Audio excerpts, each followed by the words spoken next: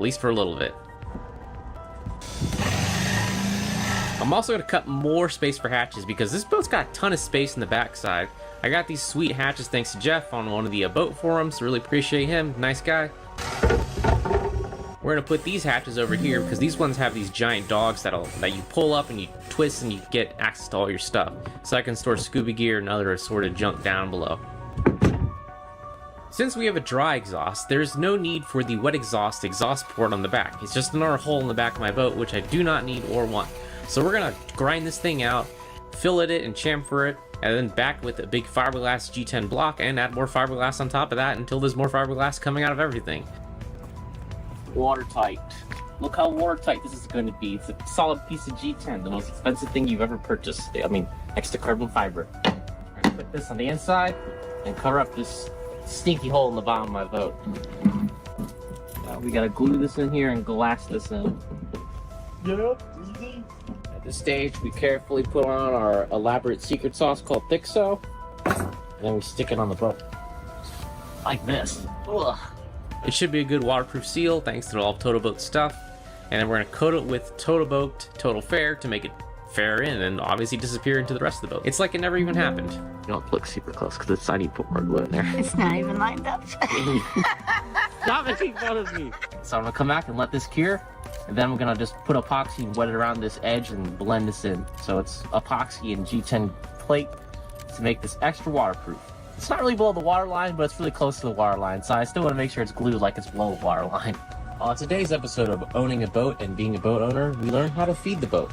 So today we're making pancakes for the boat because the boat needs pancakes shoved in its back hole. 1708 sheets we got.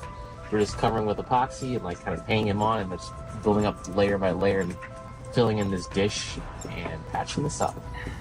I think what we're working on now is we need to attach that gate over there to the back of this boat. I don't really have a good way to do this, so I'm gonna cut some G10 plate, epoxy, and using Thixo because it's really strong, and then run bolts all the way to the deck. The deck is made out of Eric's board, so it's kind of shoddy for attaching Rapid things like this response to. team Alpha, So I'm security using chief solid Blanchard. How G10 copy? pieces to make it extra strong. I'm gonna Barricaded put the some command glasses on center. here, make sure it's Not a nice little and tough. dinged up. Now I'm All using in. my computer science See if degree, there's which I anyone do not left to have say. to do Body cam's cat live. or I'll cultivating keep the eyes sun. on. I'm gonna laugh as the door like rips off because it seems stupid. Hi, Toby. Look at extra fine over there. That's a little bump. I gotta cut some more of this G10. It's extremely strong and really expensive, but I guess it's expensive for a reason because it's really strong and it's pretty much impervious to salt water. Now that I have all these plates cut, we can glue them into those. So I'm gonna use this to reinforce the back of my boat, and hopefully my experiment here works out.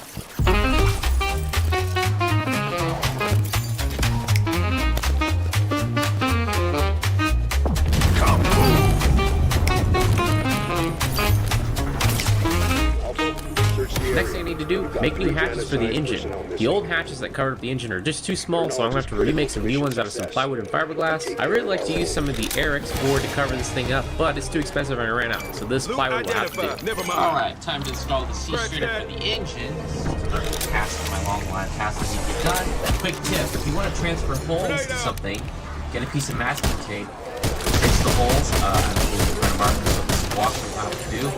Stick it on the thing you want. You don't have to actually measure or do anything, you just need a piece of tape. It's perfect. I love repowering boats, said no one ever. That's why I'm installing this C-strainer now. This is a 2-inch C-strainer. The old one was a 1.5-inch one, and the 2-inch one costs more money. I love wasting money on this boat. Straining your seawater is a very good thing to do when you're driving through seaweed and other crap that you don't really want in your engine. Big old hose on. Now I can install the hose. Also, this engine has a 2-inch inlet. The old one had a 1.5-inch, so literally I did throw everything away and had to get all new stuff for this. Repowering boats, it's really expensive. Nothing about this is cheap, for sure. Now we can multitask and get to the back of the boat. I can finally put on this Total Boat fairing compound and smear this ugly stuff away so you can barely ever notice that there was a hole in the back. If my body works good enough, you'll never even tell this was there. Time for more Total Boat green boogers. Patching that hole. The next multitasking thing we need to do is put more waterproofing stuff on our engine hatches. Since they're plywood, I don't want them to get wet because plywood and water don't really get along. So I'm using some Total Boat Total Barrier. It's like a 2-part epoxy, super paint, and coating the hatches with this, and then we're going to paint on top of that. and keep them nice and waterproof. The next multitasking item is making the sliding door. This is some Eric's board. It's 0.5 inches thick, but it's super lightweight and it's ultimately waterproof. It's basically like foam and fiberglass. But we're gonna hot coat this thing in epoxy and do a little bit of fiberglassing, and this should be a really nice lightweight sliding door. Alright, we got some DIY manifolds. You were asking for a it's a combination of bronze and brass. double coin. I don't know if brass is super acceptable for diesel, but I see it on some things, and the internet seems to be a little bit mixed about brass for diesel fuel applications, but whatever. I'm gonna do it because it's all I can afford. So we're gonna put these manifolds here, and then we're gonna plumb it up to the engine. So we get an inlet and in return. I'll explain a little bit more about these later and how the fuel works in the boat.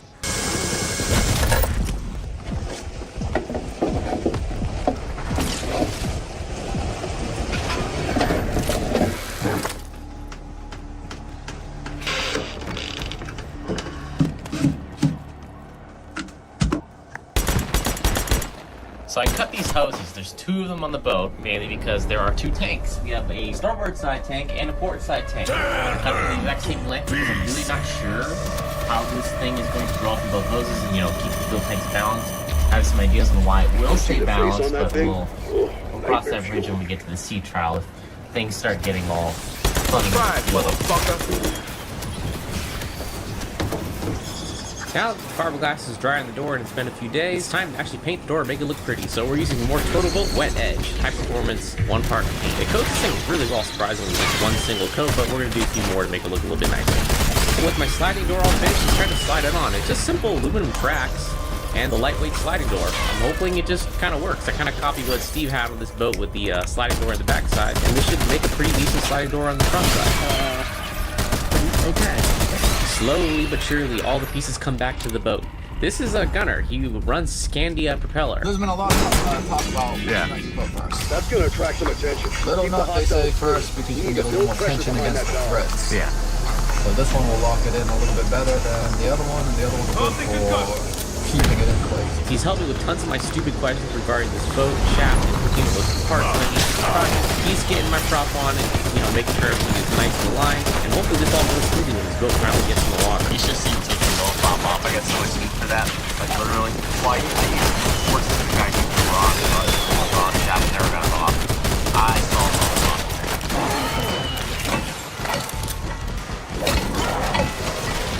That's on the prop. That's all done. We can finally put the rudder back on. I'm gonna put that back in the control.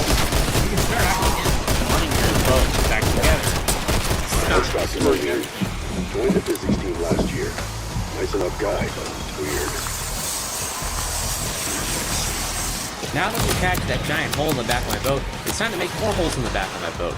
I'm actually making these holes because I want to install some cool RGB LEDs, because no boat can go fast without RGB LEDs. So I wasted some money on these that I don't have, but it's going to look really, really cool when it's in the water. So this is as close to the yacht as I'm going to get, so I might as well add some yacht-like things to it. Now, time for Satan's Glue. Well, not quite. This is 4200. It's not as bad as 5200, what I've been hearing, but, well, there's no going back now. Also, I did check this light fixture works before I put this to work, because, I don't think I'm going to take this back after I do this, even if it is defective from the factory. That looks pretty stuck. The bastard's outflanked me. And a nice professional-looking install. Professional for me, at least. You don't mind the crap around it, but hey, we gotta put bottom paint on this thing anyway, so no biggie there. But at least the light looks good. Yep, this thing go back on too. I do love this stage, the reassembly of a really, really long, complex project. Scandia propeller also sandblasted my rudder post doubling box. I don't know, this thing has like a packing gland in it too, with some strings. It keeps the water out of the rudder when it turns left and right because it can't be a solid connection, but we can put all this crap back on the boat and really make some progress here. Oh, hey there. Now it's time to install this thing. A big fuel haul for my new sea strainer. The old one is a 1.5 inch, the new one is a 2 inch, so the hole is going to be big. Great. More big holes in the boat. That's what I wanted. You know how I complained about the repower making everything bigger and requiring more and more? We also need to upgrade the hole sizes in the boat. So I'm going to take this big old hole saw and cut more big holes where the old holes used to be. This thing is too small. I have to go inside the boat and do it the other way around. Oh well, I'm gonna get dirty here, I guess.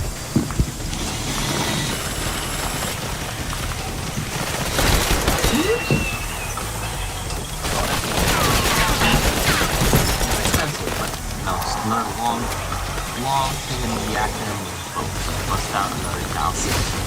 Speaking of, this thing is almost 1,000 bucks. I absolutely hate it. This is a trial fit, but hey, mine's up. This thing's in there. Now I can take this off, cut it, put the backing block on there, and then this seacock thing will be finished. The next thing wrong with my boat is the surveyor that I paid to look at this thing found something on the hull. Obviously, it doesn't look like much, but he found some stuff tapping around. You can kind of hear it. It sounds not as sharp here. Like One more item crossed off the shopping list. This better be worth it. Guess here is probably limited. So when I take this hammer and tap it, so what that means is that this boat may be a motorcycle or a log or something. Your head is ticking. Now the hull layers between fiberglass are separated, so we're going to have to grind this back, see if there's any damage I can see here, and then re-glass it, patch it back up, and then we're fully ready to go. And this will be not a weak spot in the boat anymore.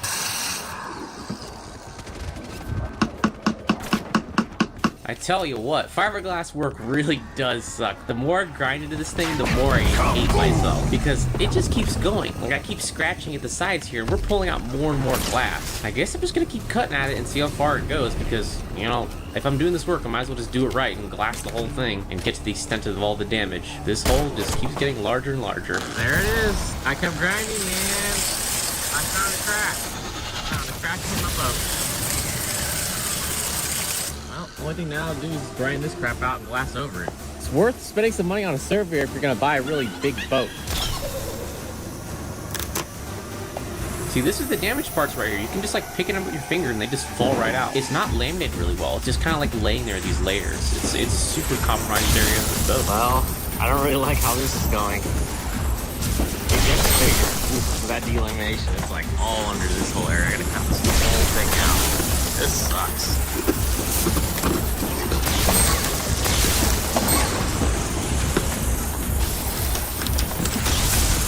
Okay, that hole is now fixed. We can actually patch it back up now. So what I'm doing here is just adding more and more glass layers that get larger and larger around the circumference and kind of fill in the void because it's kind of ground down like a dish. Like imagine you filling a dish with layers of paper, but the paper is very thick. You just keep getting larger and larger towards the outer circumference, patch it up. It should be a pretty good plug. Alright, that does that. I see the plastics, some foam, and all the junk in the middle. Hopefully this pressure goes up there and cures it. So this could be first layer, back layer. I'll take this as a win. Second layer, I'm going to take the time to make sure that this is built up well enough, that it's solid. And do one giant layup, and maybe the epoxy overheats. So I'm going to switch it to smaller layers. Some more things off the list. The next thing, the hat. The only hat I really paid retail for because it's actually brand new. And I do not want to talk about stupid little Lucy thing cost. If you're wondering, it's $200. Wow, that is stupid. Just that little doohickey compared to the rest of those doohickeys that I bought. Alright, today's task, install some sound down. This stuff is some sort of fire retardant barrier. What it supposedly does is quiet down the sound down, because this is what I found when I bought the boat. It had some lead-lined foam. This is very helpful. We're using this stuff, so I need to put the sound stuff back in here. The cool thing is this insulation kit comes from the nails. You slide this little piece on here, and it stays out sharp. And then we cut this bit off and put a cap on it. That's how you install a bunch of sound down. Sam, what are you working on? Shining. Whoa, that's cool. What's this doohickey for? The intermediate bearing. Alright, sick. Yeah, we gotta install this thing today. There's one more thing of... Wait, that's the... Wait, there we go. There's one more part of the boat drive line. So we got Satan's glue, well, the Satan's Glue Light, 4200, because Satan's Glue is actually 5200, which is basically impossible to get off without heat or some special debonders. We're using 4200 because I might have to take this To thing your off health. for any reason if I need And to put the mine. prop shaft out of the boat. So we're putting all this crap back in. So first we're gonna put the pizza sauce on the pizza dough. Guess that That one is was done dessert using its cake. body. I think it's one like a cake, it's frosting on a cake. So we're gonna put this. This shouldn't leak at all. I don't think it actually leaks to begin with, which is nice. Considering how old it is, this is probably never been done. Take long. Look at it ooze out everywhere. That's what you want. Now we've installed the steering arm that goes on the rudder post. It's really surprising. This boat is like more than 40 years old, and this looks fantastic as far as the shape of the parts inside the boat that I got. All right, that looks good. Rudder's back on the boat. It's time to actually install the impeller. I know a lot of you guys last time immediately jumped to the comment section, but like, you're destroying your water pump. I'm like, yeah, you're right. Except the water pump impeller was not actually installed in the housing, so not exactly right. But we're putting it in now because I do need to actually do the water test and, you know, actually put water in the motor and make sure the cooling loop actually checks out. So we're gonna put this on now and finish this thing up. More testing. We're gonna start the engine, but with the cooling water circuit. I got that water pump in there that you guys complained in. We put it in there, so that's ready to go. We're gonna test it to validate that all this works and that the motor sounds pretty good. Also want to see a lot of sounds with the engine box doohickey on there. So we're loading up some water first to make a whole circuit, and we're gonna fire this thing up. All right. You ready to void this warranty? All right. Here's this thing. It's priming. Put that noise in. Let's try to draw fuel out of those lines, which are open. This boat is still use your own brain. This is the ship. Let's see if we can use the first part. This one is the throttle. The throttle needs to be down so we can traction it into the slope. Let's try and start it. Well, alright, let me try it. Yeah, I wanted to go.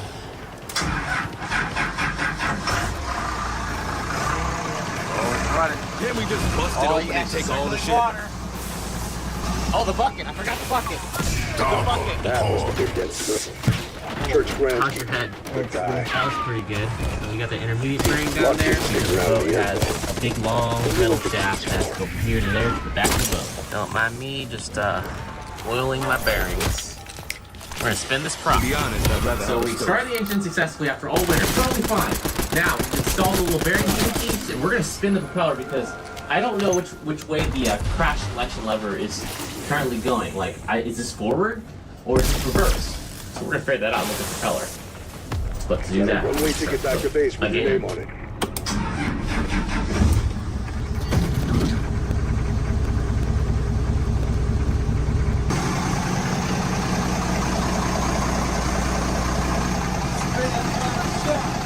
spin the shaft. All right, you want to spin it? Okay. Yep. All right, stop. Let's see what you can do. It's all the shaft spin. It's going this way. Handbrake. And facing the front, this way is the right-hand wheel, which is what we got. Right-hand wheel or propeller. So that is going forward, so I don't have to change anything. The boat is ready to go. Whoa, that's so cool.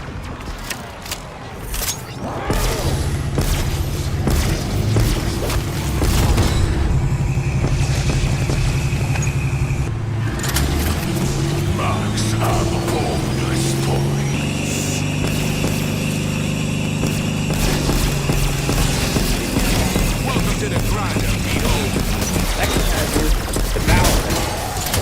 I've kind of debated whether or not to leave it, but it's already broken in a few places. Plus, I hate running with this thing at night because the glare comes off this thing. It's shiny. It's terrible. Probably could paint matte black. Maybe we should fix it. But I think we're gonna delete it because I guess grow your sea legs. But I'm also gonna have a bunch of handles up there, so I'm not too concerned about people falling off the front of the boat. No matter how you skin this cat, it's pretty bad. These condition of these fittings, definitely busted. So we're just gonna go and pull this crap off for now. Jack, that's the wiring for the jet gun. I think that's everything we need for the jet gun. Let's get back to the motel and slap this thing together. Oh, that definitely looks so much better without stuff hanging off the front of it. I like it a lot. And that's why I pretty much did it. It looks so much unobstructed now. I can just focus at night. Because I'm going to be running a lot at night for some of the weird videos and experiments we want to do. So Rusted dime it's a model good thing I can 23. see without much glare anymore. Definitely not Before we Janus fill these sanctioned. holes, it's really a good idea to countersink these things to give the epoxy sealant that I'm using more surface area to bite into. Because I really don't want water to get down here because there is a little bit of the core in the wash rail of this boat. I think it's a wash rail, right? What is this part of the boat called? Son, Janus tech. leave it in the Secure comments. it.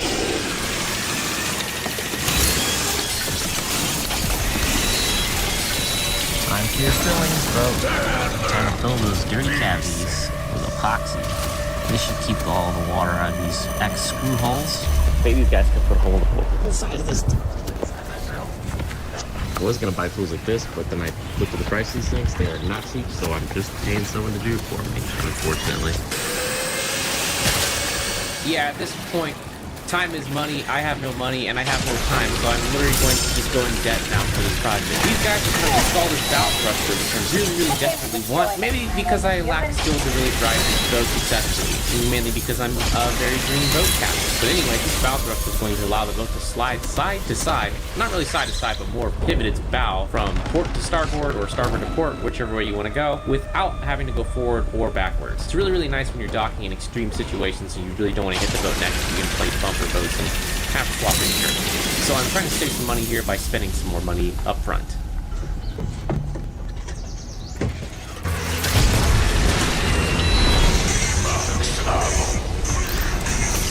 While they're busy installing that doohickey, it's time to finish up the rest of the sea strainer stuff. This is the outlet tail piece for the seacock. This gets screwed on the outside and the seacock sitting on the inside, which brings all the water in. It's very important you make sure you cover this stuff up with 5200 or 4200, whichever flavor you like the most of waterproof sealant.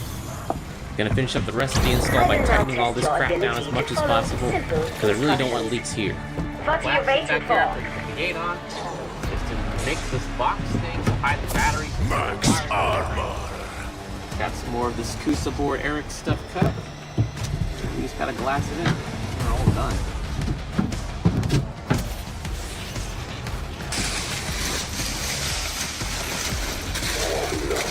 Project always here. My favorite idea. Not just book smart, but street smart. There's another one. Good work.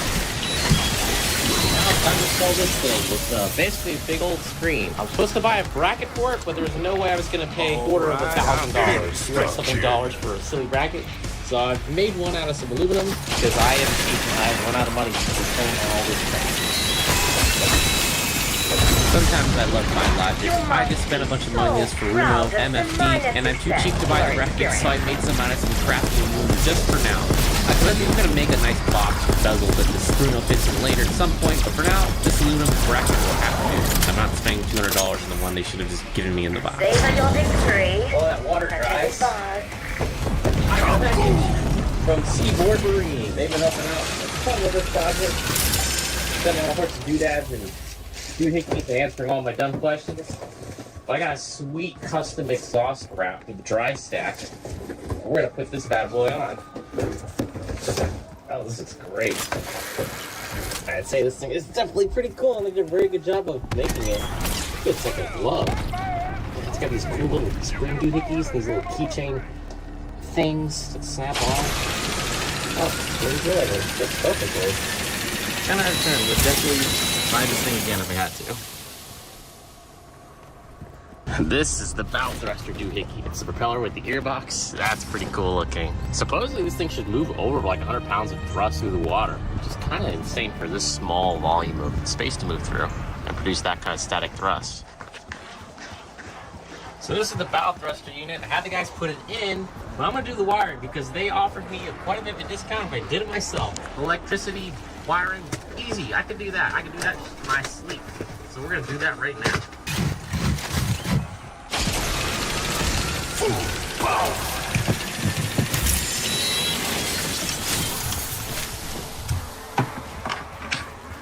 Hey James, what are you doing? We are preparing to fully hit the boat and get to semi. Okay, this is James at Heritage Marine. He's gonna blast the bottom of this boat because this is too much to scrape off and I'm just literally running out of time. So we're gonna sandblast the bottom of this thing. Not really sandblast, but it's actually like a glass medium. strip it off, and I'm gonna put some total protect on this thing, and then the bottom barrier coat. And after that, we're just ready to go in the water.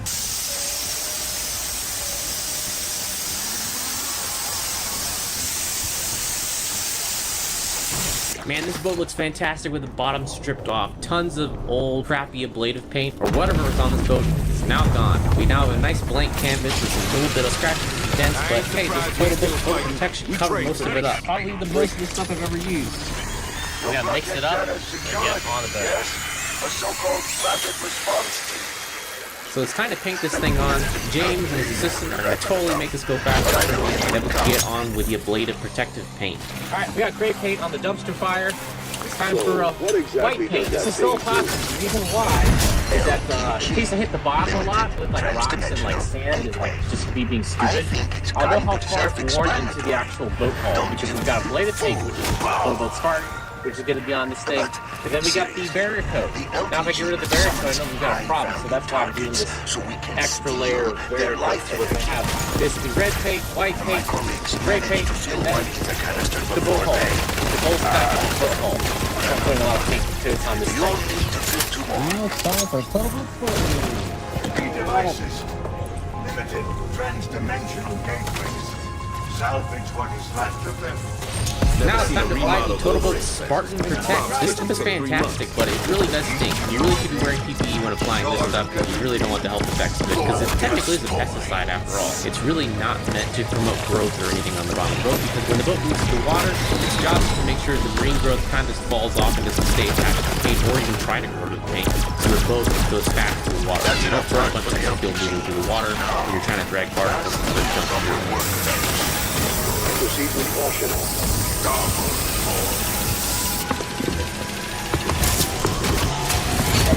Worried about the direction. We got this off the trunk of the boat. It looks bad. We're going to make it better. It's kind of like lipstick on a pig considering the rest of the boat looks kind of bad. As far as aesthetics. But hey, that's kind of literally working. Now it's time for the fun stuff. I'm going to make the handrails for the boat. I don't see anyone selling specific handrails for this thing that match my bolt pattern, so what do? We go buy some expensive premium white oak, drill holes in it, and make our own custom handrail smash. I like a little bit of bright work in my boat, but not a whole lot of bright work, because that's just a lot of containers from Florida sun. So this stuff should hold up pretty good. We're going to use the Total Boat to seal it all up after I stain it a little bit, and it should look fantastic on the boat. Anything sanding, but these are looking pretty okay when it's done. So I don't know what these things are called. I've looked up so many terms for this thing. It's like a navigation LED light board or light board for a boat. I don't know what it is, but it looks cool, so I'm making my own because I can't seem to find one anywhere to buy. This is Total Boat's total penetration, like penetrating box. It's really going to get the fibers of this mahogany, really bring up that cool wood look that mahogany has naturally and seal it up perfectly. So this wood hopefully never really actually rots. It's now time to build the A-frame David. This is some aluminum I got from Alro Steel. Yeah, they don't really sponsor anything, but I would love to sponsor them for more materials if they got pretty good prices in the whole area. So we're going to build the David ourselves because I can't really seem to find one anywhere. So we're going to use some of these big pieces of 6061 aluminum cut at right angles. And I'm going to pay a guy to weld this because I don't have a TIG welder that's water cooled and big enough and able to handle such a task. Look at this cool lamp thing. It's at a salvage yard from some sunk boats, I guess? I don't know, it's salvage. We're gonna clean these up because I'm totally gonna use these. Survive. My money would have been on Palantir. Yes, she was. Sometimes survival is about the friend. Alright, those look pretty clean. Pretty good value there for free from the junkyard. I don't like these light bulbs. So I got LEDs. Target down. Didn't pull that canister. I expected better. Kind of right. LEDs. Once the LEDs are down. Much nicer. Oh boy, my dumpster fire is still here. We only got 7 days to launch. She looks great. I'm sitting out here in the food. You ain't finished my shit. I still need some work, but anyways, I can finally get back to work on the boat. I didn't leave that open. Gateway portal stabilizing. Someone's been in here. Actually, I think someone has been in here. No one's messed with the boat. Let me stay too long. So, That HPT was slow this down because I haven't finished my tool yet, so... Oh, let's see what's stolen or missing out of my boat. Well, everything still looks here. Nothing catastrophic that I can see. Still have tools. So, someone's stolen that. Someone's stolen that. Someone's stolen that. Yeah, I don't know why the door's open. Guess I'll pass what I want to do. Time for some total training. I don't want to slip and fall into this, so some of this pretty pain. Well, so long, Mary Kathleen. It's nice knowing you. But I think it's time for a new name. Change the name of the boat. Look who shows up. Okay, there's a big problem here. So whoever opened my door left it open. And nature always finds a way. So there was a bird nest right there. In my haste, I relocated it. There. We got some baby birds in this nest. I'm hopefully... I had 9 days to get this boat in the water. I'm hoping these guys mature. They're little peepers. They're in there. Look at his little face. They're hungry, so I'm gonna leave them alone and hopefully the mother comes and feeds them. These turned out pretty good. So we got installed the light boards in the boat now. These are for navigation. I made them, they look kind of cool.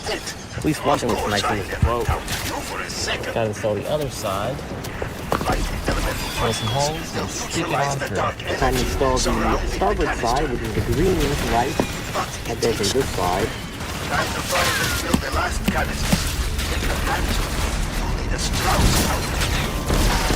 I named them after the undisputed authority on nuclear energies.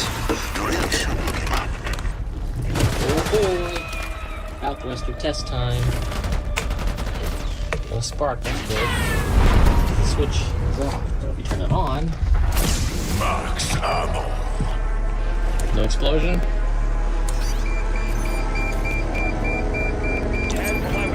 Oh, it's beeping. What does that mean? The beeping means you just have to press the on button twice. I don't like to read the manual and just figure things out by pressing more buttons. Ooh, it works.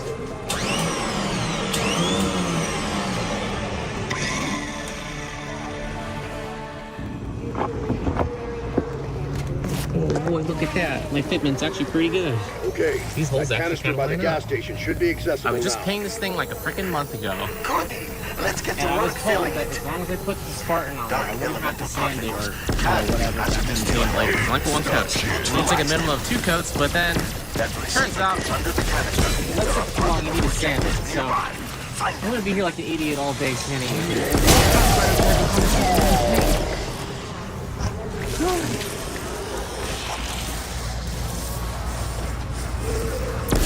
Problem here.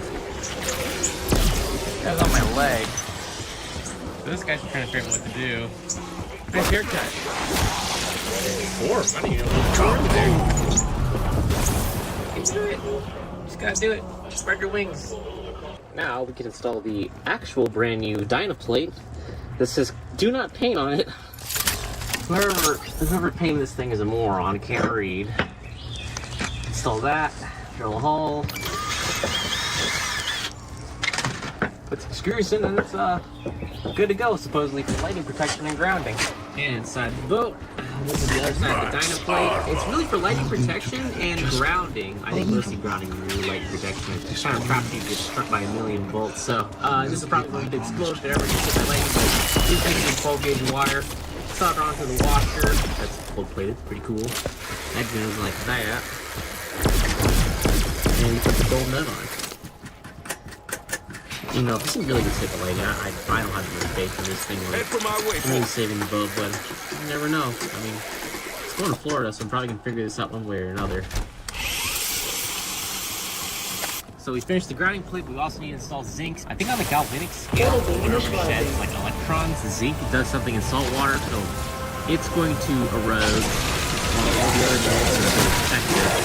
So this is important to just get installed in the boat, because it's in the salt water, this must be installed. Oh, we can't forget the main shaft. That's stainless bronze, so I definitely need something on that. So we have this big old 2-inch piece of zinc that's going up there. If this works right, this should burn away after a while. doesn't throw it away, I probably have a bigger problem.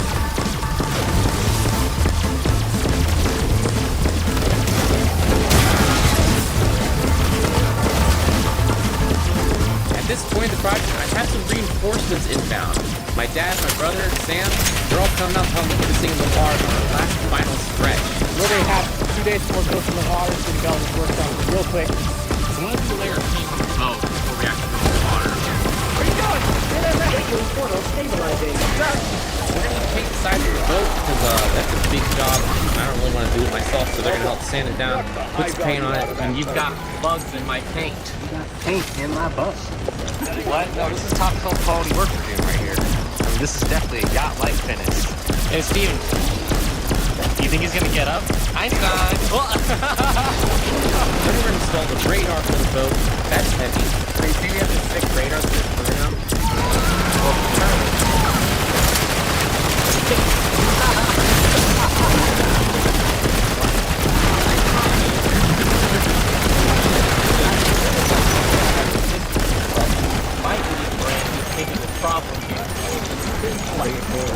Yeah, it sends out radar waves for return and sends it back. Sees it, it shows me how cool this blade is. You know, radar, old man. What? Can you open the boarding catch? Hey, what are you doing? Doing good shit. Try to make it hard.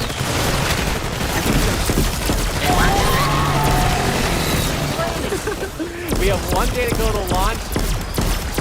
We haven't finished painting, and the sky is blessed with a stupid rain.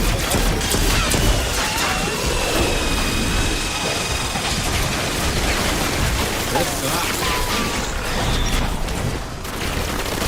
Alright, we've been on this for 2 more hours. Hopefully in the water tomorrow.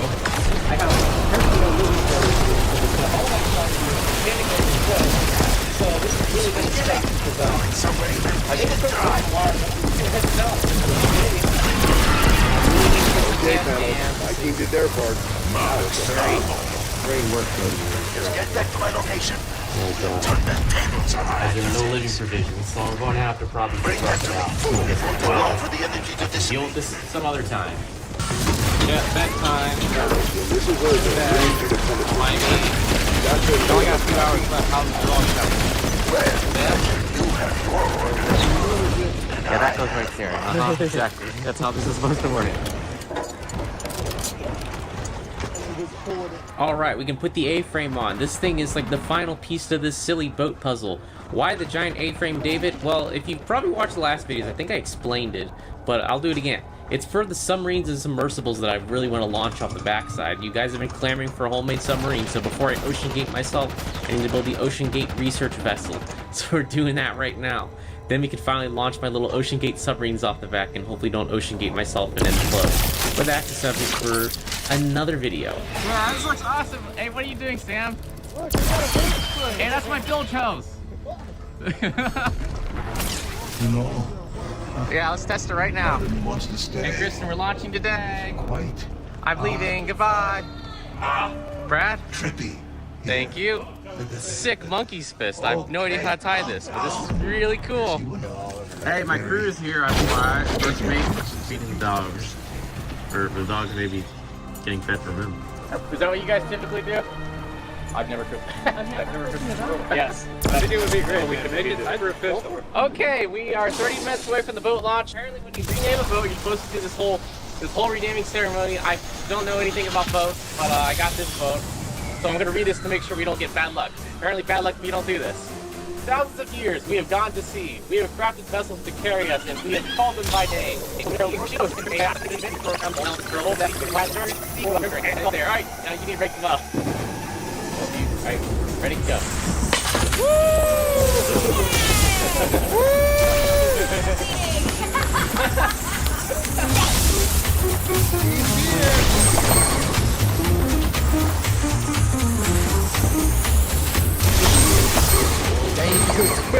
Really does go fast. We got so skill. Whoa! They do it for a living, so I mean they gotta be good.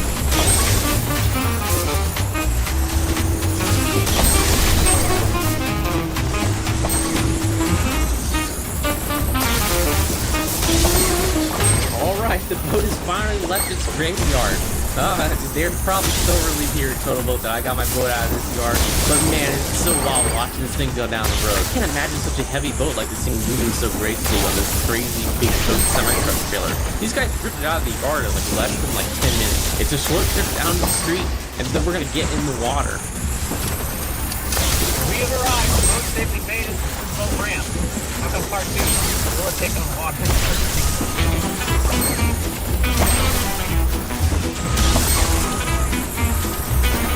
Any last words? I hope you don't think.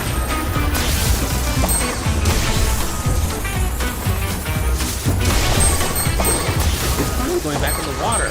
My work is going to pay off, or we're either going to end up at the bottom of this ocean.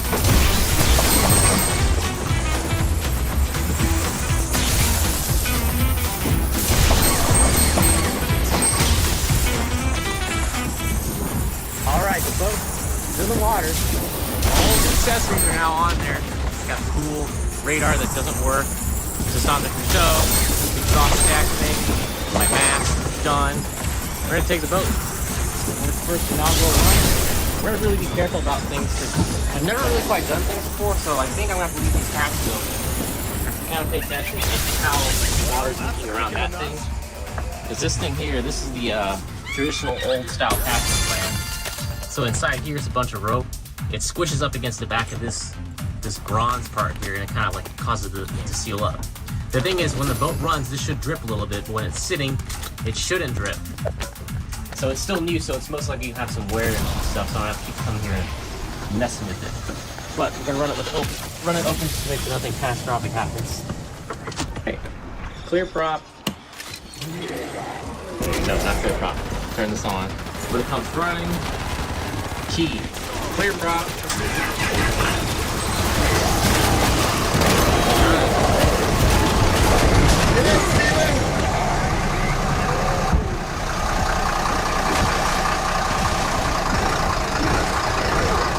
Whoa! We're moving! Fuck y'all, you ain't taking me. How's it feel? Feels pretty good. I mean, driving like another toy boat. What was that? I might hit the bottom a little bit. Oh. You got the depth thing working? Hang on.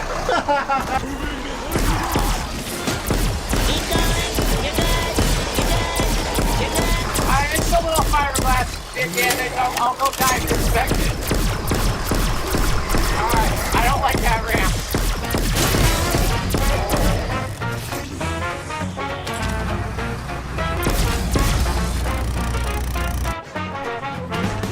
Now my ultimate rope swing is done and in the water. Just kidding. It's time to get underway and get this boat to Florida. Look at that. It's the Sterilizer 9000. Dude, the images look very good sitting out here. I don't know if it's gonna be that blotchy, but I guess I'll figure out how to use this thing. We're having fun here in Rhode Island, but it turns out on a quick sea trial, my propeller is too big for this boat, so we need to haul this thing out. But we're not quite ready to haul out yet because I'm on the schedule and there's a waiting list, so we're gonna have fun in Rhode Island for a few days. Then it's time to actually change this propeller out and get underway and start moving down south. It's time for a new propeller. I hope this works. Are they 7/16. 7/16? Okay, because I need to fabricate. I got this prop to put on the boat. Finally get out of here. Today we're moving the boat. We got our propeller. We're gonna go haul out at a safe harbor. Get that bad boy switched so we can actually get underway. We're going. All right. We're not moving yet.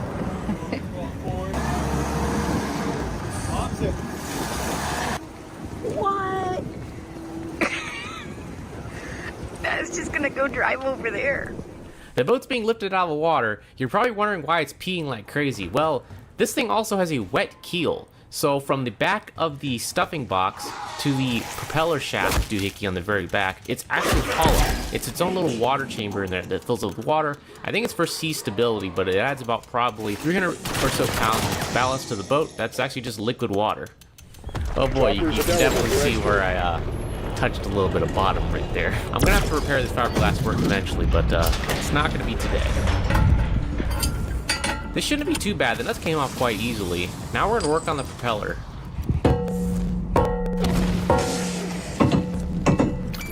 Well, that's not working. Okay, well, these guys have this weird propeller puller thing. That's definitely not the right size for this one. And at this point, I'm giving up on this too. I'm gonna run to the hardware store and try to use the bolt pattern in the back of the prop, because you can thread in the back of this prop and you should be able to tighten down the thread some and be able to extract the propeller backwards. I'm really trying to push the stage here if I'm gonna be able to get this thing off. We're eating very time. This thing can't stay here all day, so I have to get this done. You did all three things. You did prop puller, cord, got a sledgehammer, and popped it off. Oh, what a relief. It finally came off. Okay, kind of put a new one on and we can get this boat back in the water. So the reason why we pull this boat out of the water to change the propeller is the propeller is too big. What that means is the engine is not capable of making greater RPMs and it's overloaded. Now imagine the engine running overloaded for like 200 plus hours. We'll probably get us to get to Florida. I don't want to run that condition because it's very bad for the engine. It's getting too hot, it's not going to be happy, and I could destroy my $27,000 investment in a silly motor. So we're going to put the smaller 23 by 20 propeller on because the old one is a 25 by 25. And this is definitely going to be under-wheeled and under-pitched, but the motor should have an easy time running it. It may not be the most fuel-efficient way to do it, but I'm sure we can at least get underway because I don't want to wait around here any longer. It's time to steam down south. Alright, new prop is on. Looks pretty good. It's definitely smaller. Yeah, you can see the damage I've done to my keel. It's pretty big. I want to fix this at some point. New old Sorry, Uncle. I'm still here with details here.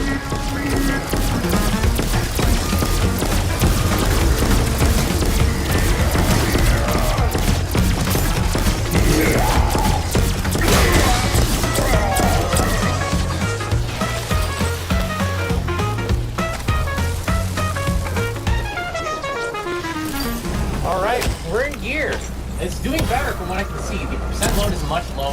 When I was in gear last time, at the lowest throttle setting, throwing in gear, puts it at like 30% low. It's at 17 now, it's like half. And the engine doesn't seem like it's struggling to idle as well. So I feel way better about the propeller, like not open. It should be under like 23-inch 20. Really, I was supposed to find a 2410, or 2420, but nobody had it. So I went with a small little dinky prop because I don't want to haul the boat again and I just want to get going. Now we have the correct propeller. The boat is slightly underwheeled, but it's underwheeled for a reason because I don't want to blow up this engine and have to try to replace the engine somewhere in the middle of this giant epic boat adventure, which should take us approximately 3 to 6 weeks. I have no idea how long this is going to take, but we need to steam out of Bristol, Rhode Island and start heading down south. For the first run out here, like this is the first day of actually traveling, the seas are kind of rough. I didn't really know what I expected. This boat seems pretty seaworthy, but I don't really know what is too much waves around the boat. We are definitely rocking that shore. We're just dealing with the remnants of a hurricane. It's definitely rough, and I heard a few Coast Guard calls, which is interesting to say the least. So I wasn't sure if I was supposed to worry or not, but the boat did totally fine. We were never in any danger. Just things were flying around on the deck and sliding all over the place, and water was getting everywhere. But this boat took it like a champ.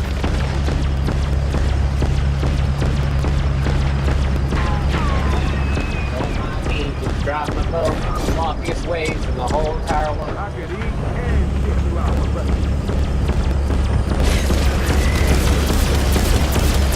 He was next in a bottle. I think you did, Nick. I saw glitter.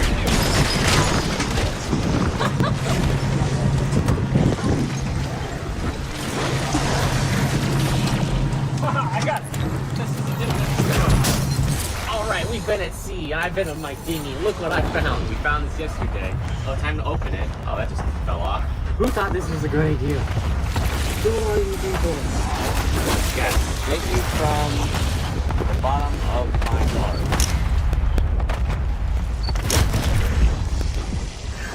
Yeah. Close the rock. The bottle and set it away. And yeah, we'll cast it off somewhere down the south.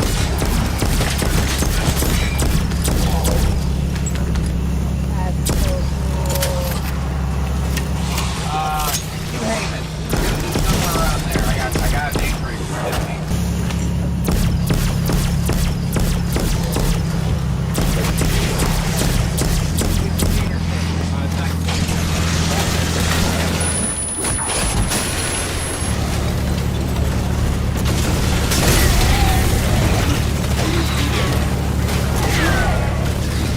made it a few days into our boat adventure. Now it's time for New York. I've never had to go through New York or any big city in my life. We have to go through this thing called Hell's Gate, which is a lot of water, high current, so it could be a little sketchy, but I'm a powerboat, so I'm not really too worried about it. We're going to pick a pretty calm time and go through this thing. Should be fun.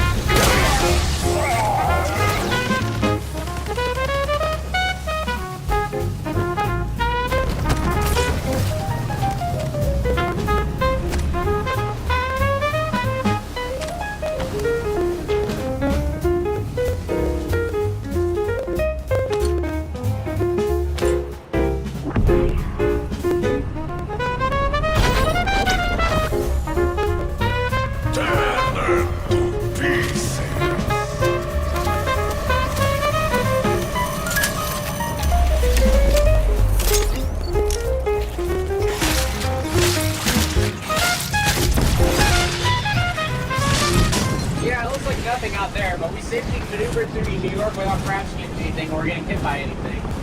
Next on the list is Manasquan Inlet, New Jersey. Fun fact, Manasquan, New Jersey is where this boat was bought from. Steve took me on a sea trial, I hear, not in the ocean part, but like the little lake thing. That's where we sea trialed the boat, and then I bought it. We're going right back through the inlet now. Fortunately, it looks like the tide and the winds are the same coming out of the inlet, so it should be fine. Normally this inlet can be a little hairy on some days. Research this out, I think it's going to be easy.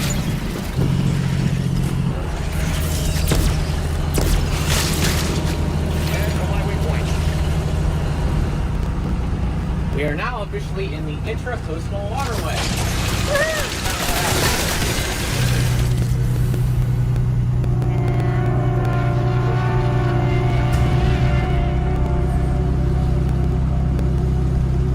Is it pushing us sideways? A little bit.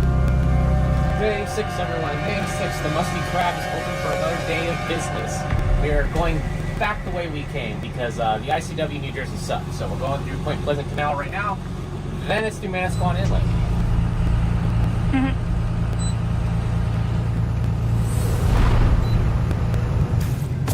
Max ammo.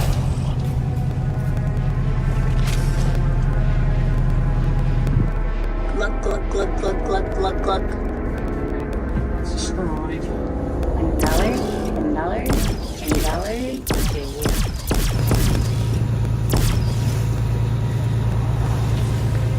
The boat is totally fine for a minute, and then because the wave sets, the boat kind of like goes over, under a little bit, like down to the next wave, and the surface sets the hurricane on it, cause the boat to get really rough, flatten out for like a minute, and then form to something out. Here in Atlantic City, New Jersey. Never been. Just at the anchor, but like it's like back down. Get the fuck out of my face! And then I shut the engine off, and I was trying to slingshot it forward. So we're back over the anchor. Still open sets, because it didn't seem like it's like the second time I tried. Okay, you see that place out there? I'm stealing their Wi-Fi. My super homely directional Wi-Fi antenna.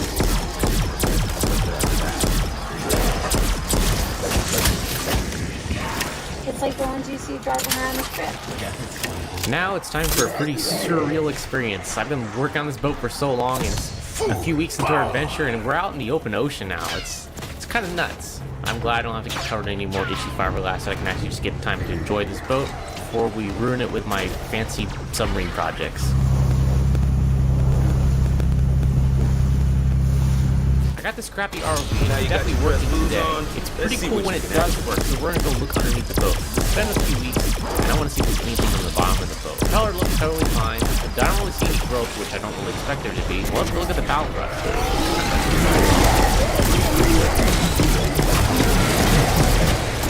Oh no, he seems really good.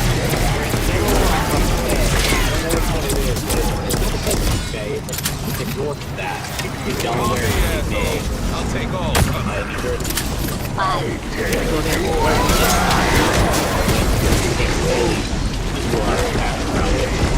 It's like Greg said, don't start something you got no intention of finishing.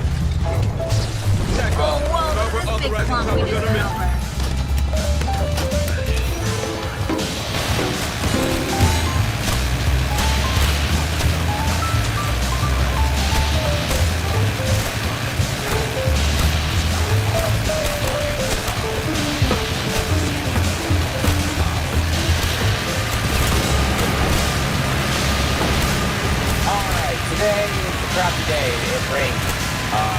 Anyways, we're gonna check out the C and D now, which we just found out why is C and D, where's A and B, but C is Chesapeake and D is Delaware, I believe.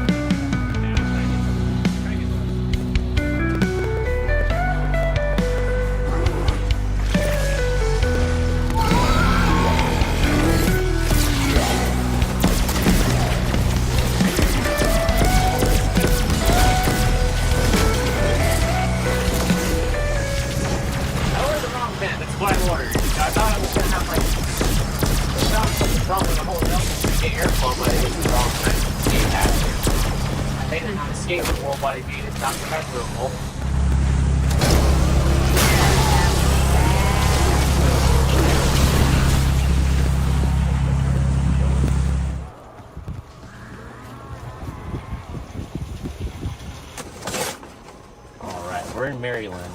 I really wish I could have visited my boy Luke McFadden, who's a professional crabber. But anyways, I got some crabs here, and I think my brother Steven hooking me up with these sweet Mythics brand crab tools. So you crush these, and then you can eat crabs. It worked fantastically.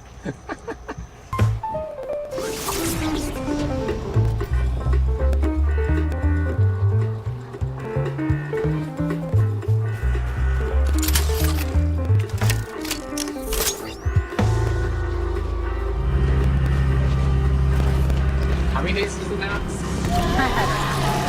Okay, we've been sat idle for like the last 3 days because Italy crashed right out of Chesapeake. I bet people to Chesapeake will be quite of an animal when it comes to like weather and being very weird. So anyways, it's a beautiful day today. We're sailing, motoring to Virginia now. And yeah, nothing festival to report. You should have put your heads together and come up with a plan.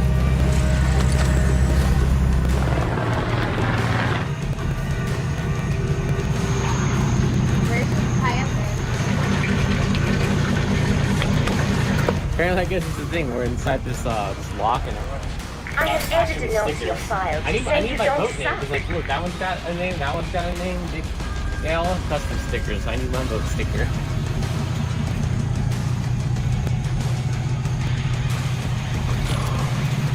So we're tied up in the lock because we are going up. There's also the downers when you are lowering. Let's see there. The lock, it's closing. We're gonna be trapped in here.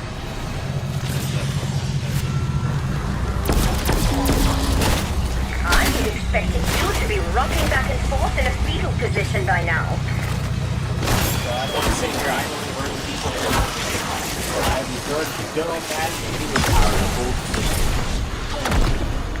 I reckon I I haven't can got the climb a fancy stuff mountain. going on the boat yet, with like monks. the electric motors that hold me in position. You have to design that. For now, let's just put it down.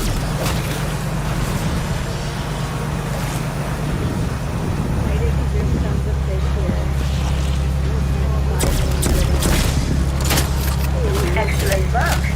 Please, flood your brains with dopamine and serotonin. I would give you a round of applause, but I lack the necessary appendages.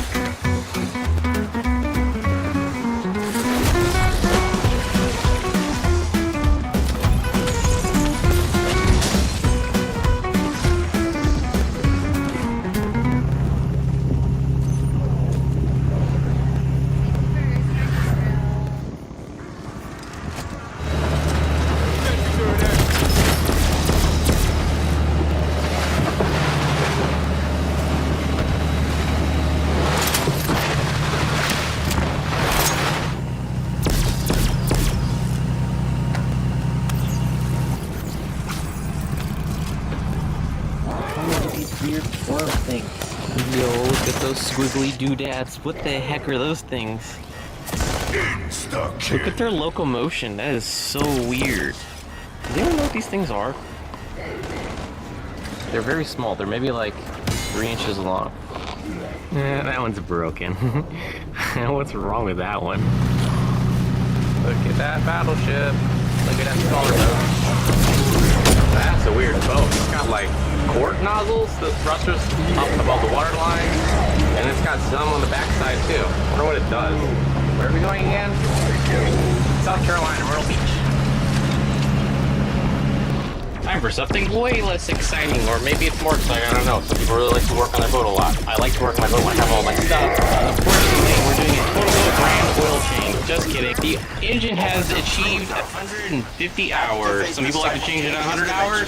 Some people say, Cummins says you changed it at 200 hours. I'm going to go ahead and split the difference and change it at 150, since it's the first time this boat really has oil change. And it's still kind of being broken because it's only got 409 hours since the last oil change. And it's going to be messy. There's bilge part, which I'm not drilling a hole through the bottom of the boat to get to that plug, so I gotta reach down there and do this. That's gonna suck. Oh yeah, it's a really good important part that if you're doing your oil change on your boat, on the water, you turn your bilge pumps off. You do not want to pump oil into the water. Not only is it bad for the environment, you get a huge fine for the Coast Guard if they catch you spilling oil into the water. So turn those bilge pumps off before you change your oil in case you get all your oil in the bilge. Pull the oils out, time for some new oil. Oh, this mess. Definitely needs to clean the bilge up after a while. But total boat brand oil. Just kidding, it's Shell oil. This thing supposedly takes 13 quarts of oil. Great. Today we are going to Myrtle Beach, South Carolina, the ICW, and there is a ton of boat traffic. Cool airplane sombrero.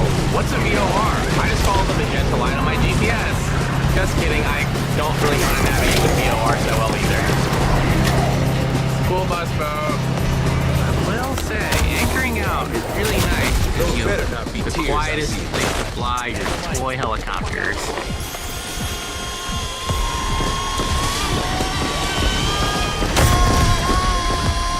Freaking love this scale helicopter. It's so awesome.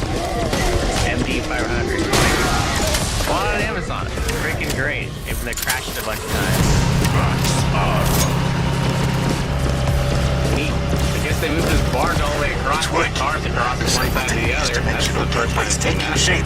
But check out that thruster. That's cool. Hey. You can't park there. I'm not parking. That looks like an alligator. Yeah, it's definitely an alligator. In South Carolina, they have these apparently.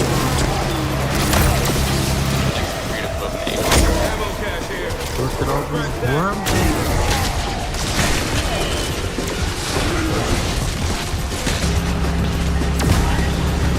I love these fake coyotes people put on their boats to keep the birds off.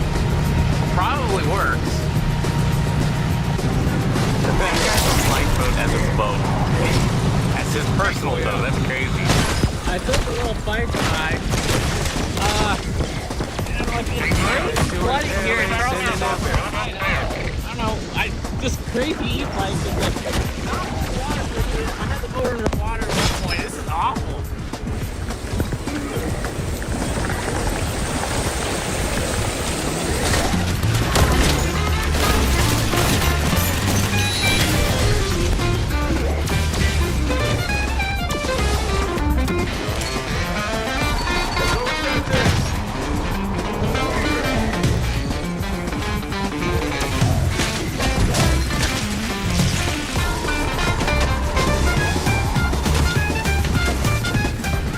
This boat has been fantastic. There's been no major fires, no transmission explosions, and all sorts of bad stuff happening.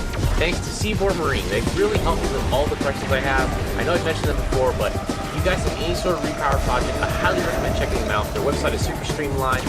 They make all sorts of like upgrades and junk to their Cummins engines and CF transmissions or whatever you need. They've got it there. They definitely hurt me away with this boat project. Super knowledgeable, fast shipping times, and I got everything that I needed for this boat thanks to them. So if you're looking for any of that, check it out.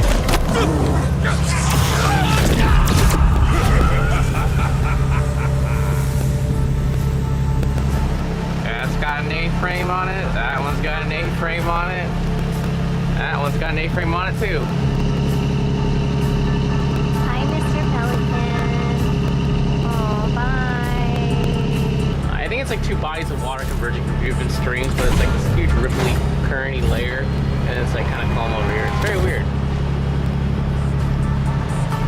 The dolphins are really close.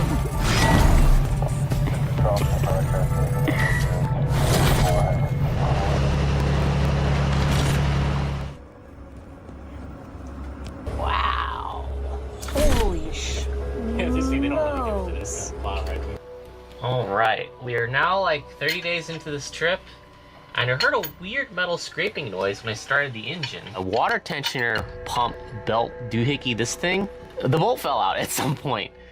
Probably like yesterday, I don't really know when, but I heard the metal scraping noise, and this is very bad because if I were to lose this, the water pump that pumps coolant throughout the engine would stop working, and then the engine would overheat, and then we would be really screwed.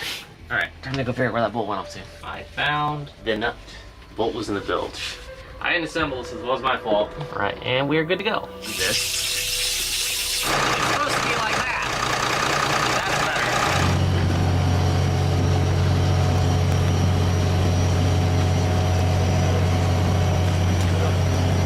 better. It appears I have made a gross miscalculation. Maybe it's an island. I was looking at places to stop, and then I didn't realize where the boat was going, and I soft grounded the boat. So we're stuck here for a little bit. I mean, I could just wait for the tide. We're gonna have like a 6-foot tide swing, but I mean, we'd be stuck here for a while. This is not a parking spot. Hey, you can't park there. I parked here. Okay, so the problem is that little green dot right there, that's actually really deep water. If this was inverted, it actually turns out to be sand. Maybe around 10 o'clock we'll be floating again, because then it'll be 3 feet.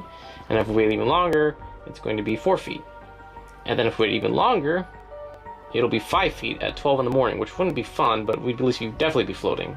I'm only like maybe 6 inches below where I should be in the water column. Well, I would like to take this inopportune time to do some underwater boat maintenance, because the boat is no longer underwater. My lights are dirty. Look, I can clean them. I probably could have done this from not underwater, or from underwater anyways. But those look amazing. This inopportune time to look at that. That is the zinc for the boat. It's definitely doing some zinc stuff, like eroding away, which it should. Kind of a cool view. Now we have to pay a lot of money to pull up the boat to look at this. Alright, it looks like we're floating again. Oh, we're moving. I didn't have to wait that long. It's like 8:30? Nah, we are free. Hopefully that's the only time I do this stupid mistake, but you know, it's always me.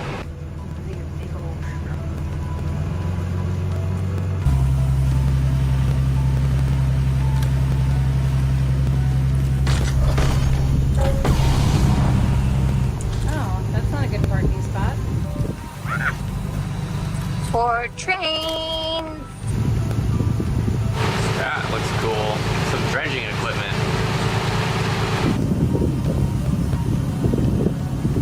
Welcome to Florida.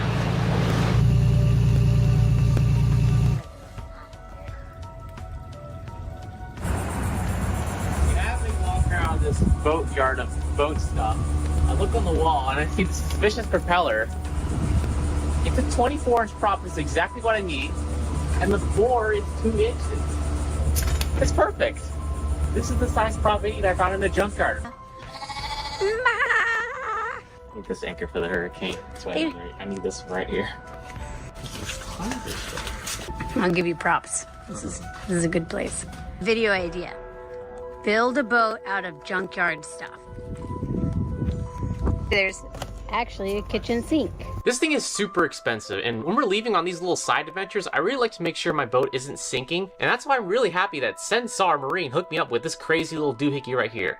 It's basically a cellular connected device that tells you what kind of water level you have in your bilge, what's the water temperature in the bilge, how many times the bilge pump is kicked on, where is your boat, and all sorts of crazy things like that. And it's connected to cell towers, so you can get a text on your cell phone no matter where you're at, so you can always know that your boat is currently floating, or if it's in crisis and getting ready to sink, because nobody wants that phone call when you hear about your boat being underwater at the dock.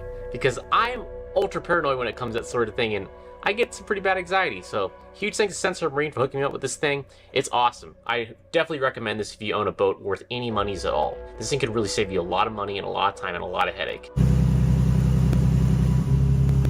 And then this boat is parked on the seabed, it looks like. This episode of Deadliest Catch. Do you like the Florida weather? Very pretty. Radar completely washed out. Waves, wind. On this episode, we should have stayed at home and on the dock.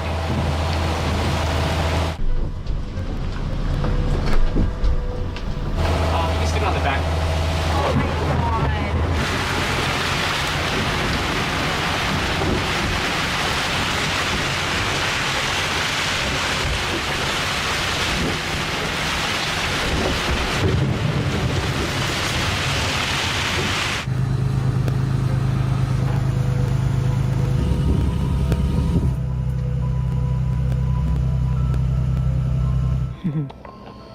This is so cool.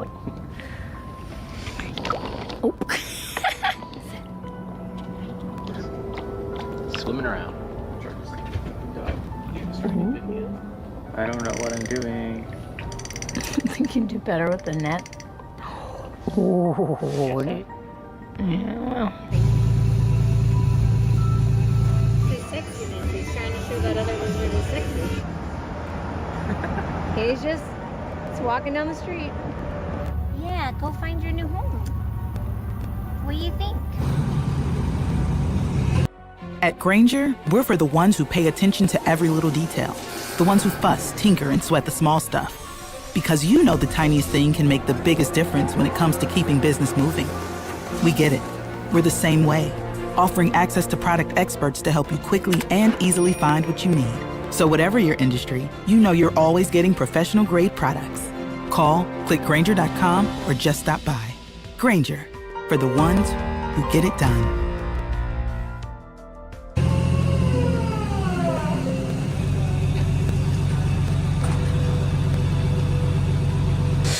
Pay no attention to the background, but it's time for a very impromptu boat tour because you guys don't know what my house looks like.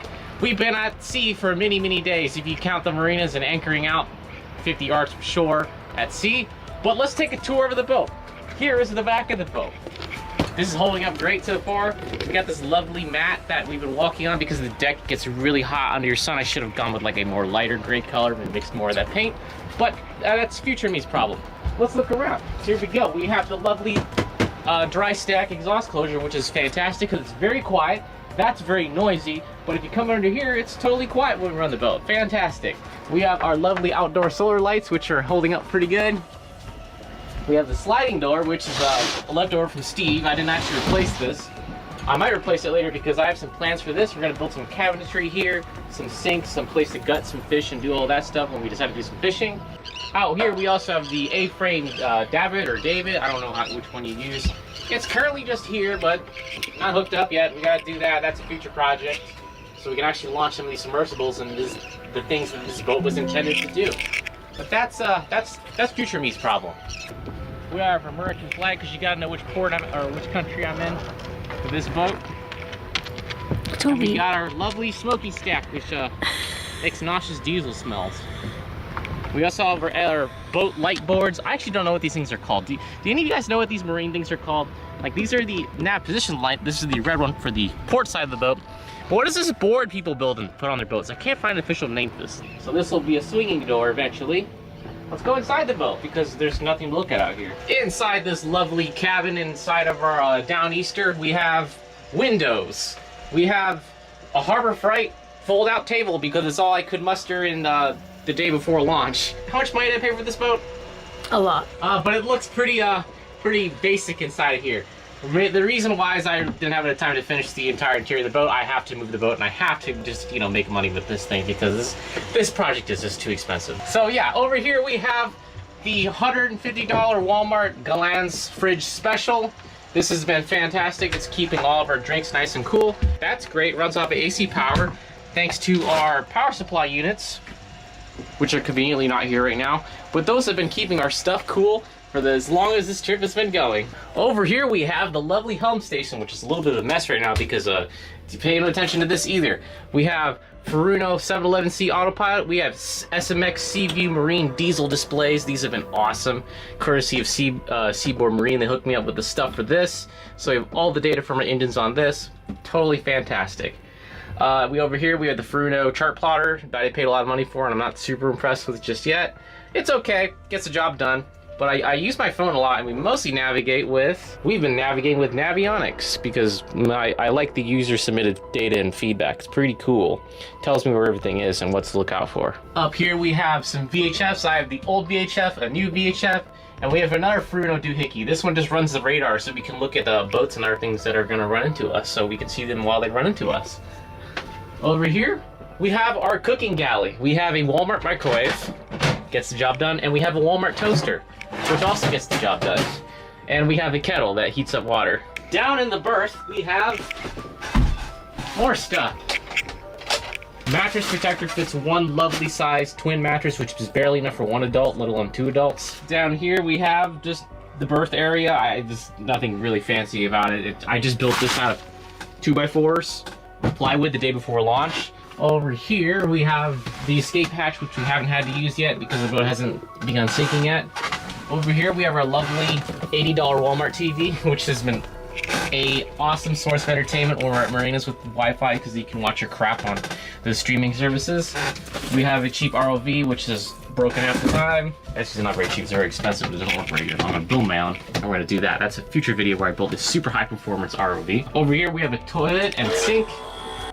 Make the most of your holidays with the Fred Meyer app. You can enjoy over $600 in digital coupons every week, get access to low prices, and earn fuel points to save up to $1 off per gallon at the pump. The Fred Meyer app makes it easy to save this holiday season. Fred Meyer, fresh for everyone. Savings may vary by state. Fuel restrictions apply.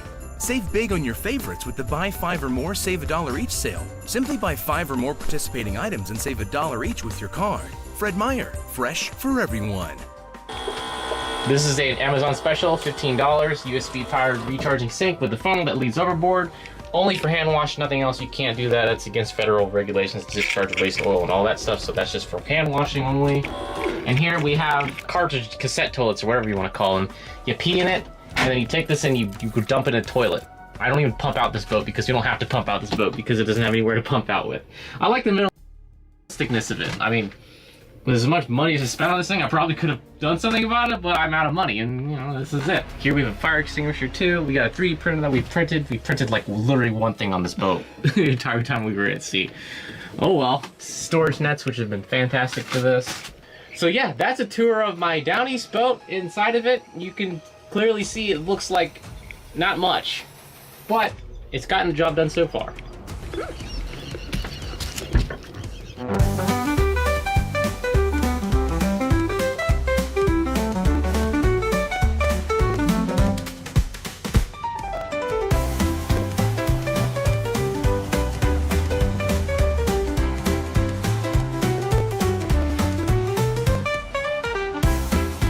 The Atlantic Ocean. Just kidding, it's Lake Okeechobee. It's freaking massive. We're crossing like through the middle section of Florida right now. We've been doing this thing with here. It's like 100-something miles long. We're gonna cross it today. Hopefully there's no weather, because here it gets really, really crazy during storms.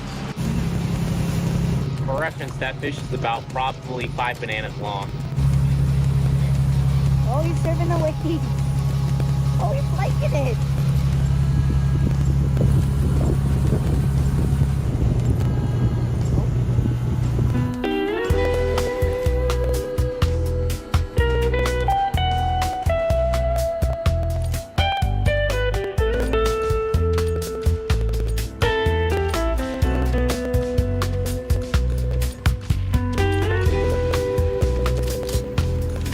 Oh, he's over there. He's swimming away. He's a little guy. Little guy. We have our orders. Stay through. Oh yeah. That's what we call a basement boat.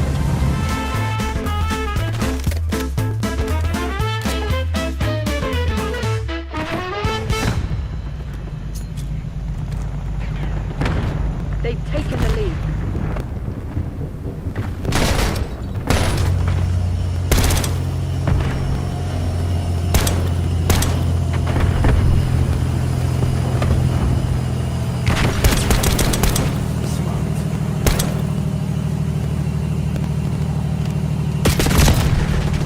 Fish on finally caught a fish.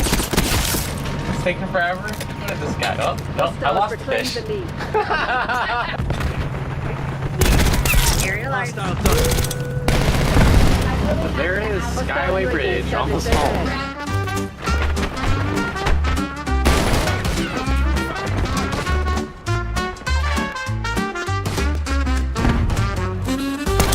Hostile care package inbound.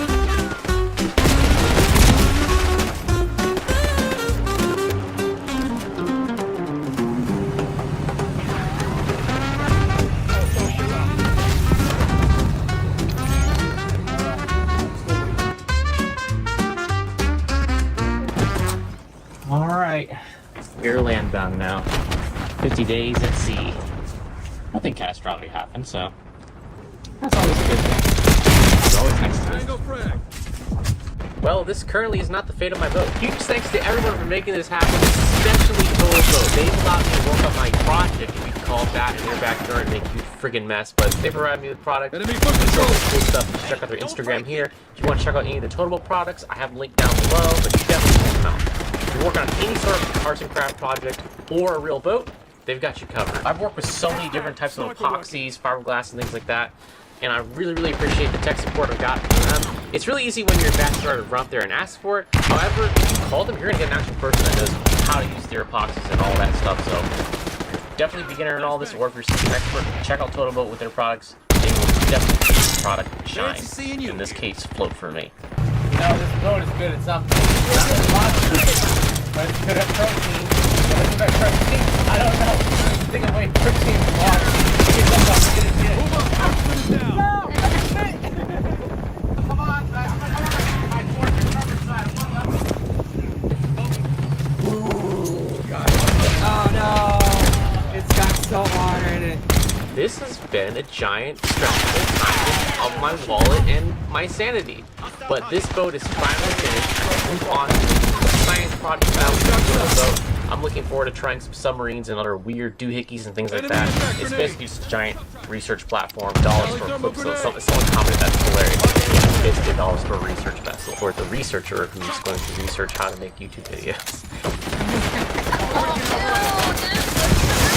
You can make all sorts of like ground effect vehicles, submarines, and any sort of aquatic projects. This will be the home base for that, because it's got a huge deck for all of your junk that you want to put on your deck. Surprisingly though, I didn't really expect this many of you to really be following along as you are, because you guys have been commenting, where's Lobster Road Part 4? Well, here it is, and if you made it this far, thank you for watching my video, because this is definitely the longest video and the most painful thing Dave has to edit in his entire editing career on my YouTube channel. So huge thanks to Dave. Right, Dave? Yeah. Oh yeah, before you leave, check out the cool boat shoes. The most talked about holiday deal just dropped at Target. Get 10% off Target gift cards with Target Circle now. From your teenage nephew to your kids' teachers and coaches, Target gift cards bring joy to everyone on your list. Join Target Circle for free, and you'll get the deal automatically. But hurry, 10% off Target gift cards with Target Circle on Sunday, December 8th. Save more on gifts. Happier holidays from Target. Restrictions apply.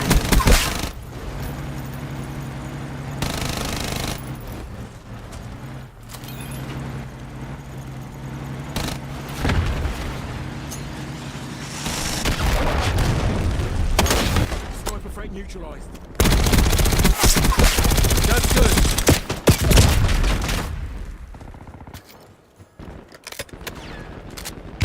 Hostile throwing impact grenade.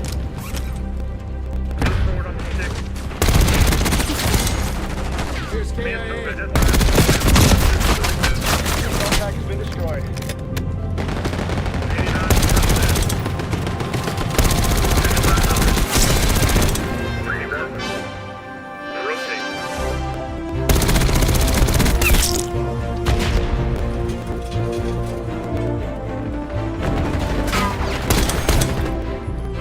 Operating object state.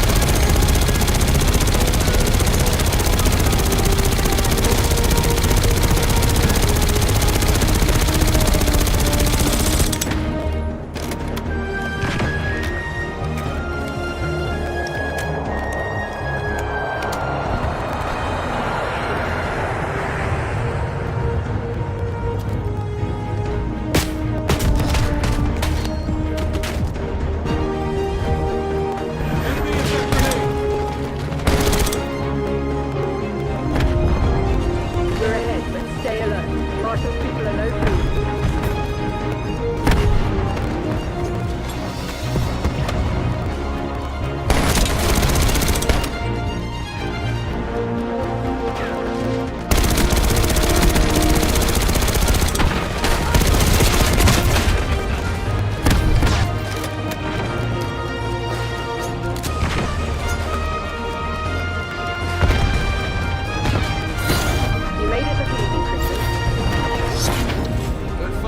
Mission success.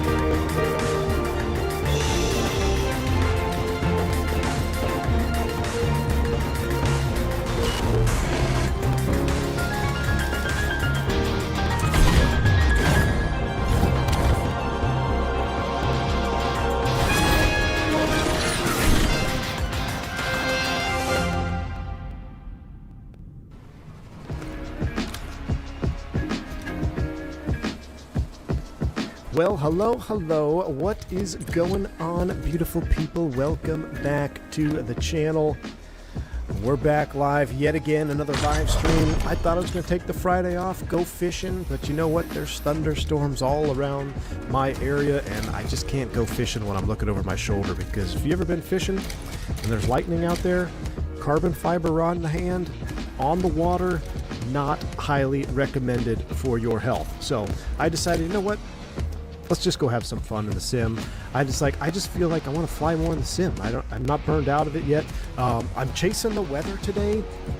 I can't stand Denver, but you know, it's got all the weather. We got heavy snow in there right now. It's icy.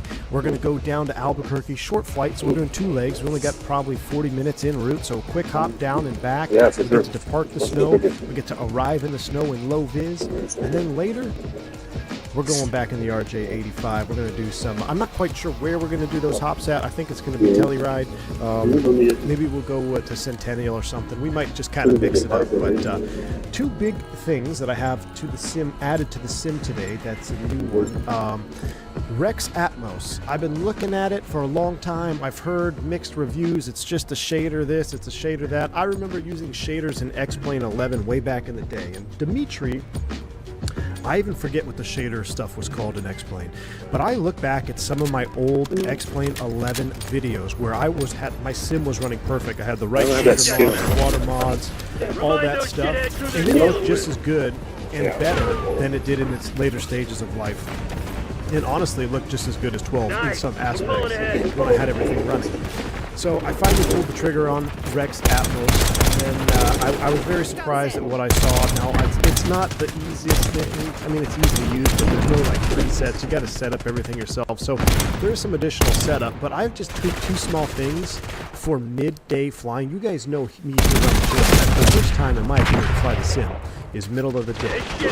However, I think Rex Atmos is changing that for me. The screenshots that I posted on Discord, no filters, well, no additional filters. It's literally a screenshot of my sim. And it really changed the way that the sun is. I don't know. You guys can make the clouds nice and bright. One thing that I'll tell you is in a condition like this, where we're overcast, it's dark, and gloomy outside, when you break out, it is autopilot on, sunglasses on if you don't have them ready to go, because it is so bright. Your eyes are adjusted for low light, and when you break out on top, all those clouds reflecting the sunlight, and they're super white, they're super bright. You can kind of get that going with the Rex Atmos thing. So we've got that up in store for us, and JJ Stevens finally convinced me to get Real Cat Turbulence. So, Real Cat Turbulence. Whoa, we got a Pepto flight next door. What the heck is that? The reason I went with Real Turd, for one reason only, and I blame Amir on this, the load alleviation function. JJ Stevens posted a video of Turbulence in his spiritual bangs. And I swear I saw the load alleviation function activate in his video because he was in some pretty heavy turbulence, and you see the spoilers for it just a little bit. Pretty dang cool. So, listen, I've juiced up my sim. I watched the 2024 sim video last night of the aircraft coming to the sim. I watched the Indybuilds 330, which actually looks pretty good. But we'll talk about it in cruise. I'm hesitant to just go all in on 2024 right now. So I said, you know what, screw it. These add-ons are, I think it was Atmos and Railcat Turb is about 15 pound, 13 pounds, somewhere in there each. So you're looking at 30 pounds for 2 add-ons. That's it. The sim is all the way juiced out. I can't do anything else. But it packs a heavy punch on the visual aspect side of things. It really, some of the stuff that I saw looks like 2024 in my sim, which is, you guys tell me. You be the judge. I'm going to shut up about it. You guys tell me what you think. Let's enjoy a beautiful winter operations here in Denver. Now, you can already tell, like, I have my Atmos on right now. This is a much more realistic looking, like, gray to me. You know, it's not the warm gray that you get. This is more of a cool gray. So you guys let me know what you think. See if you see any differences in my sim yesterday and today. And let's get this puppy started, shall we? So we've got a full large airplane here, literally. We're going to fire it up. You might have to do getting at the gate just to get us started.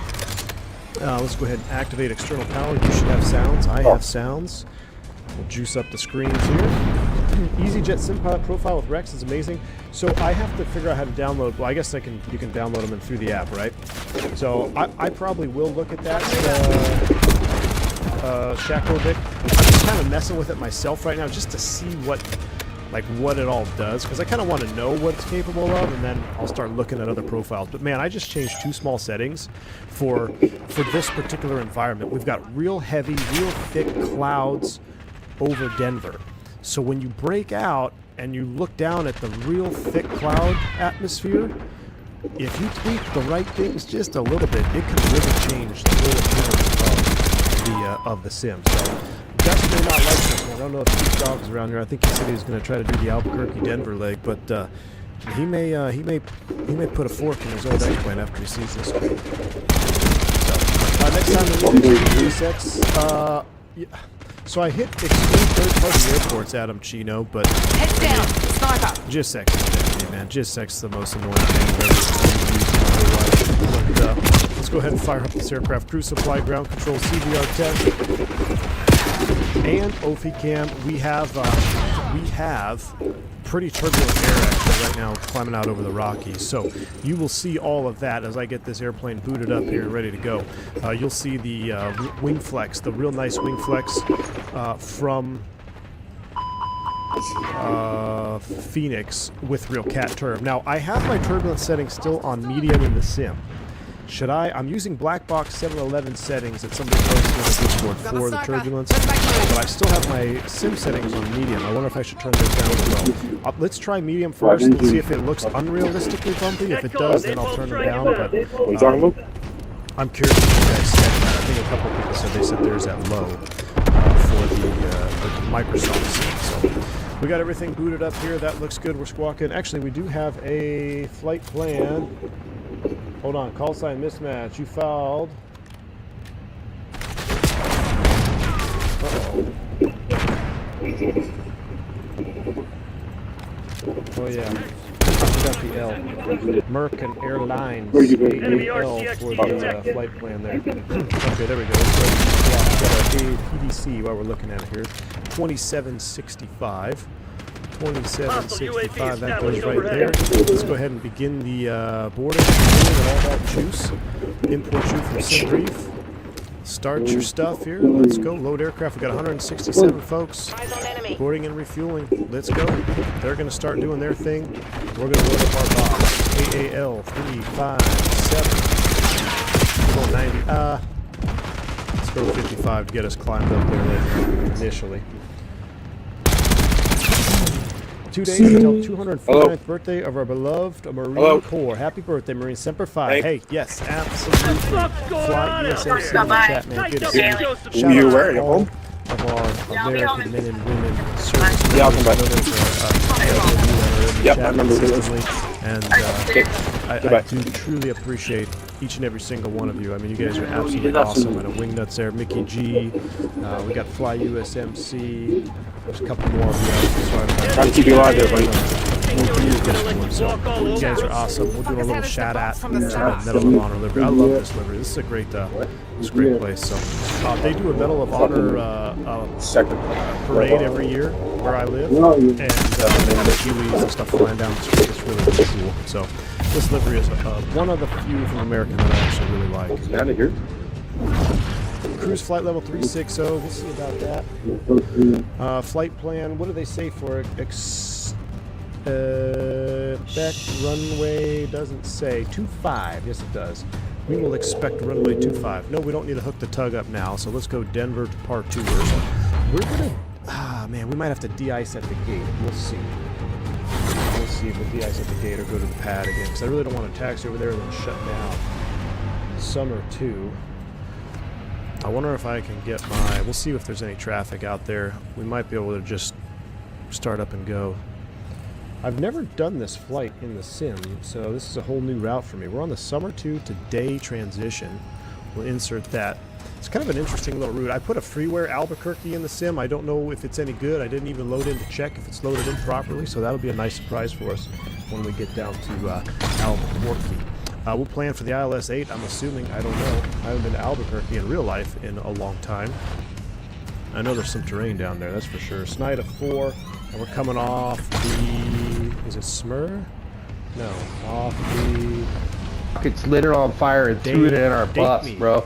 And I passed out, dude, and wake up like it's the 4th of July with our like everything on fire. And I see Fred take off. So yeah, that started the firework wars throughout the U.S. Like we would catch each other in different spots and like launch fireworks. I use Rex AccuSeasons. Rex AccuSeasons is a must-have. If you don't have Rex AccuSeasons, you've wasted the last 4 years of Microsoft Flight Simulator 2020 because without it.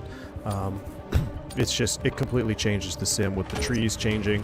You're not flying over green trees in the middle of the winter. It's fantastic. You can set it and forget it. I do presets, but I manually install them. Texas is kind of weird, man. When everything starts to change down the Texas timeline. So I do manual presets, manual install of automatic presets. Plus, I don't like stuff auto-updating. I'll do it all myself. Oop, I meant to keep cabin on. Go back here. What the heck? Alright, we're looking good. Cabin lights are off. That was good secondary. Let's do our Denver secondary here. Now, you know what's interesting, y'all, is I was messing around in Phoenix yesterday. I was trying to climb above because I was thinking about doing a secondary stream. And we'll just plan to come back to ILS. But I was messing around and I was climbing out with max toga thrust and I had an EGT overturn but the engine failed. So, it can happen. Just don't think it wasn't on stream. Look at the Dallas. 4 left. We have to come back. Perf data. I don't like updating manual or automatic. Look, man, my theory behind it is if it's not broke, don't fix it. Especially when it comes to I've adopted that technique many years ago, and I feel like, knock on wood, we've had very minimal disruptions in our simulations and I think part of that has to do with the fact that I don't update stuff unless it's broken, or unless it has something. Start like when you're just a guinea pig. You're just a guinea pig when you update all the time. I don't like that. How many times do you update the driver set when it's caused issues? Because it's on auto update. I don't do that stuff. Hell, I don't even know what drivers I'm running on my Twitter. It's probably the default drivers.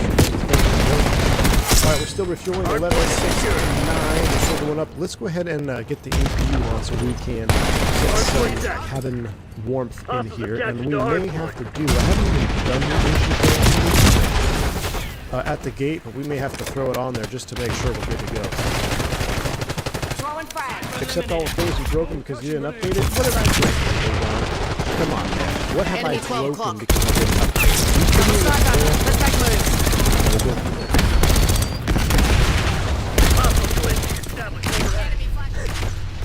Mini FCU. Speaking of, thank you. Turn it on.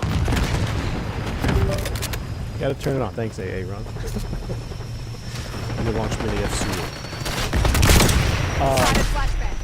I didn't break it. It broke because everything else updated. Enemy watchdog But courtesy of AA Ron, we fixed it. We got an update and we're good to go. The pink texture plane? No, that's your livery. Someone's livery is jacked up. Or I have maybe someone's flying an older version. I'm not sure. I'm not sure why I would be seeing a pink model. It's got to be some type of livery mismatch, or someone's on a different version of something. Stevenson says pink on his screen too. See, Team Vodka? Eat it. Steven says it's pink on his screen. There's no misconfiguration. Somebody's who's next to me anyway? T6 in the house. What's going on, man? Alright, we gotta start. Let's go ahead and start the chrono there. Let's turn these down just a little bit. Chrono's on. We are waiting for fueling to complete. GPS primary, that's all good. Denver Tower's online, 24 decimal 3, so we'll put him in the standby. We're going to switch over just yet. We got a pitch clock 2760, and we're going to set our top altitude as soon as I can dial. Now, the only thing that is different about this is it takes forever to scroll the digits, you know? Maybe there's an update for that. Enemy UAV inbound. Alright, we've got fueling is complete, so fuel tank pumps on. Seatbelt sign is coming up. We'll wait for 3 minutes for the bleed, especially since it's been de-icing season. We'll hit the constraints on, terrain on ND. 14.9. We will put 14.9 right here. And then we will check our fuel, make sure it is balanced. Beautiful. Do we have ACTs? I'm sure we do.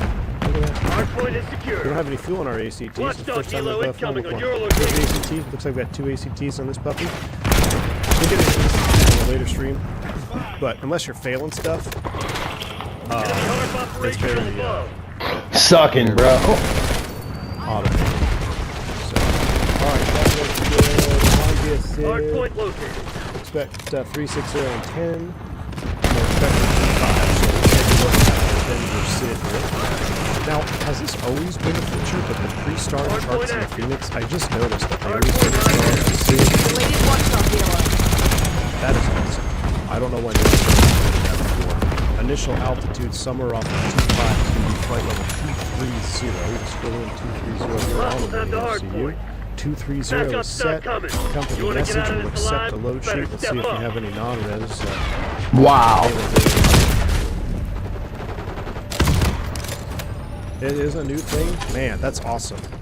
I wish I would have known that before this year, because I would have been like, dude, that's my new favorite feature.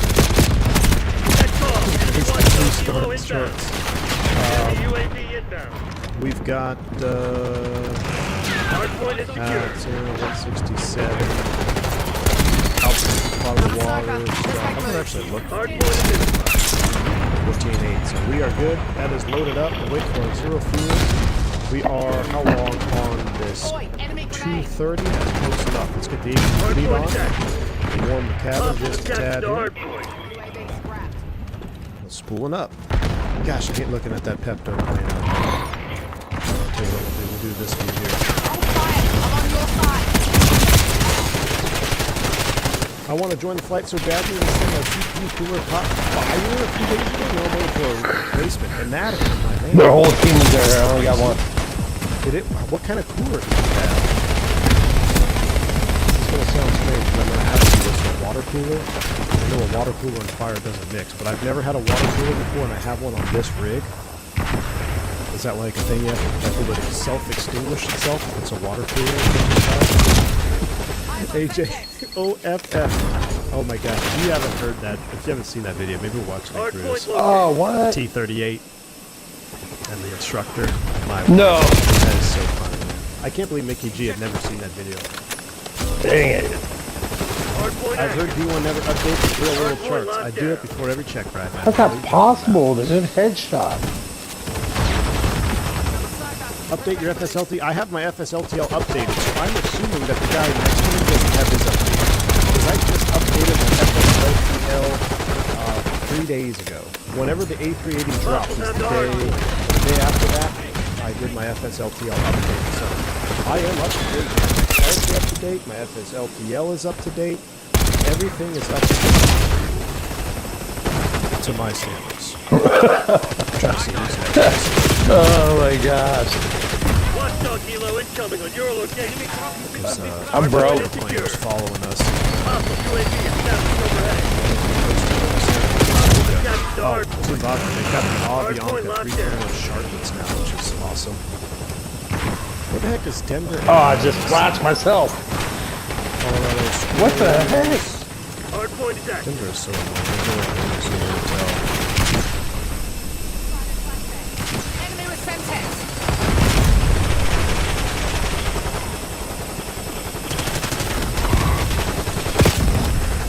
Pretty busy in Denver, though. Pretty busy in Denver. I bet your Iraq. We got it. Update Iraq. Check this out. We'll go here. Data, aircraft status. Here's a bonus question. What time do you switch the nav database over? So, let's pretend Enemy spotted. today is the 27th of November, or let's say it's the 26th of November. I guess it would be the 27th of November. And in the real airplane, you'd have the secondary nav database will be the next one. So this would say November 28th to December 30th or something. Whatever the dates are.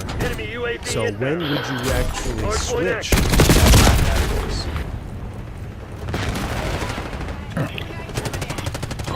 It's not 00. Clear. Sniper is down. 420. That's when it. Nope, not Midnight Zulu. That would make sense. Definitely don't do it in the air.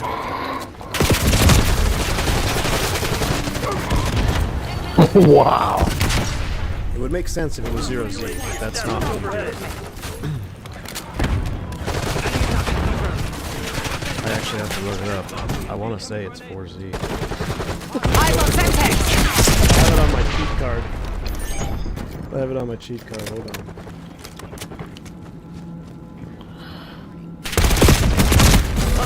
Not 2300. No, it's a weird time Zulu. A-Rock, 0458 Mountain Standard Time. No. Steven, you're on the push. We'll see you in Albuquerque, my man. Look, we've got two pink out there. Oh, rocket to the face. Y'all need to update your FSLTL. We got 2 Pepto flights out there. Watch out, enemy Hellstorm launch. Enemy UAV inbound. We have 2 Pepto flights out there. What's going on with that,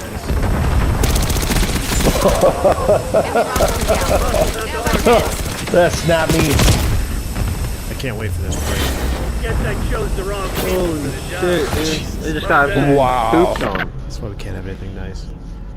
Why I use AIG? Yeah, I used to use AIG and I loved AIG.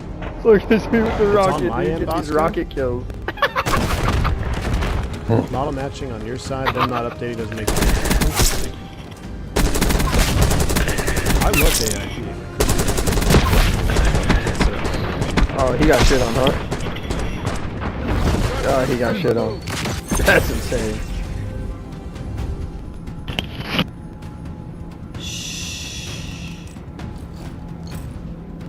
$89 and 17. Oh, I put the work on them.